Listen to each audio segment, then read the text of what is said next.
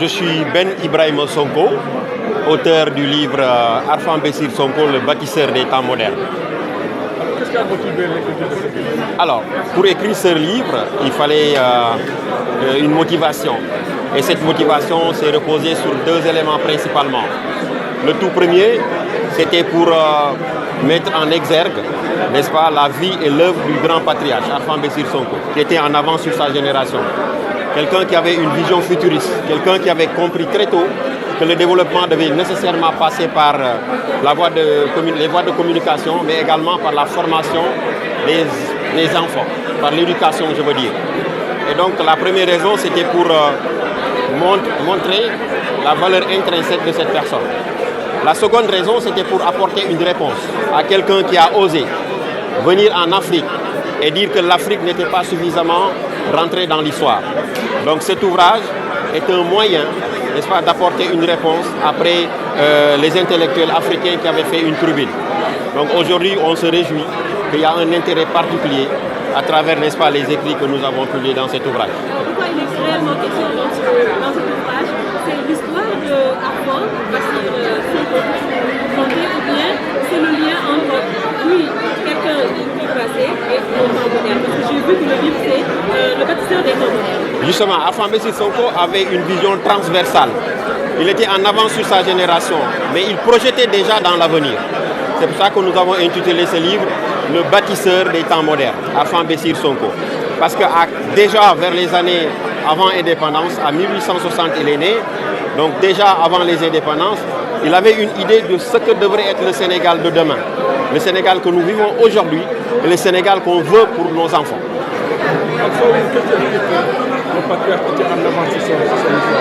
Alors, ce qui le prouve, c'est très tôt, il a compris que l'avenir du Sénégal ne devait pas dépendre uniquement sur les productions agricoles. Il avait déjà en idée qu'avec les changements climatiques, les productions agricoles n'allaient pas suffire pour nourrir la population.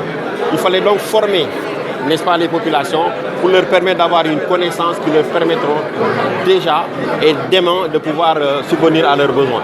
Alors avec cette idéologie, nous savons qu'il y a un accent particulier qui est mis sur l'agriculture, le consommer local. Donc pensez-vous que avec l'idée, des idées de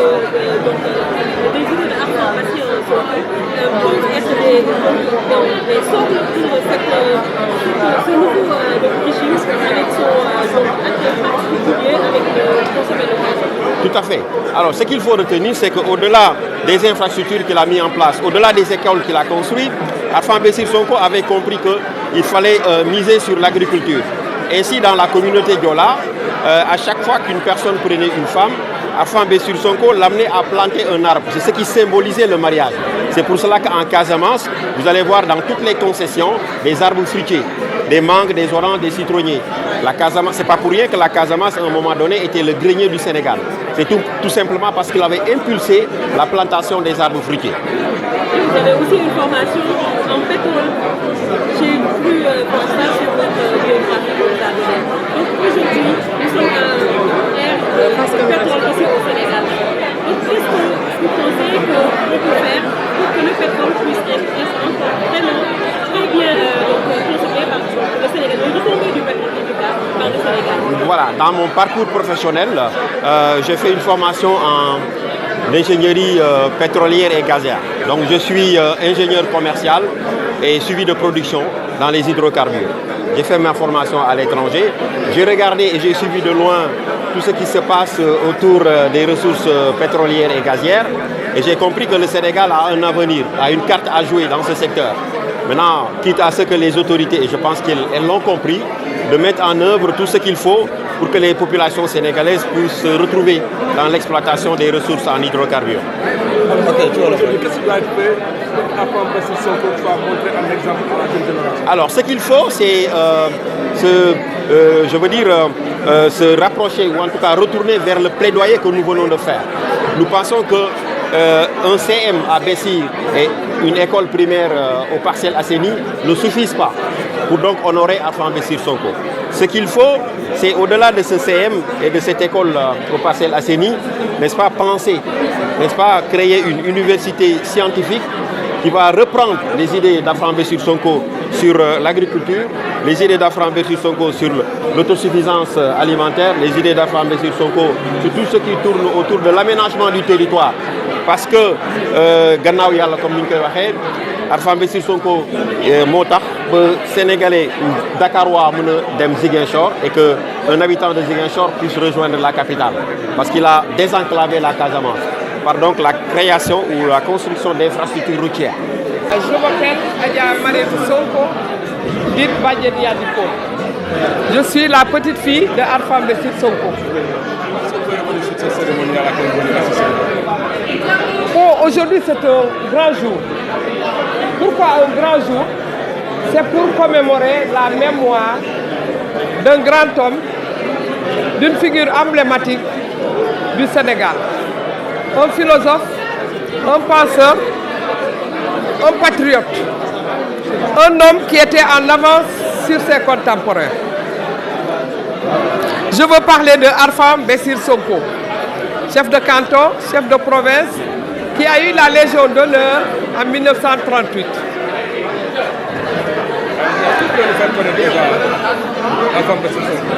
Pardon? Vous pouvez nous le faire connaître un peu plus. Voilà. Alpha Mbessire Sonko a beaucoup contribué sur le désenclavement et l'école. Donc, ayant compris très tôt l'importance des voies de communication, il a fait construire des pistes.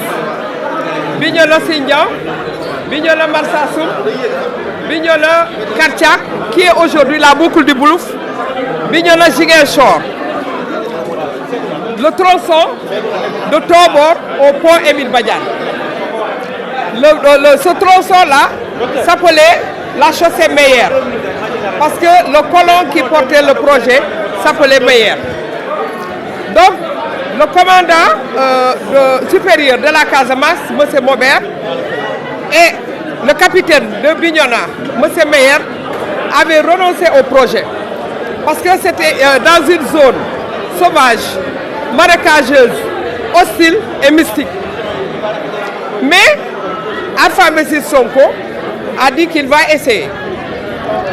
Il a mobilisé, il leur a dit, s'il n'y a pas de route, il n'y aura pas de communication entre le nord et le sud. Et le commerce sera paralysé. Il a mobilisé 15 000 travailleurs, hommes et femmes, qui ont porté des cailloux pour remplir ce fleuve. Et avec quel instrument?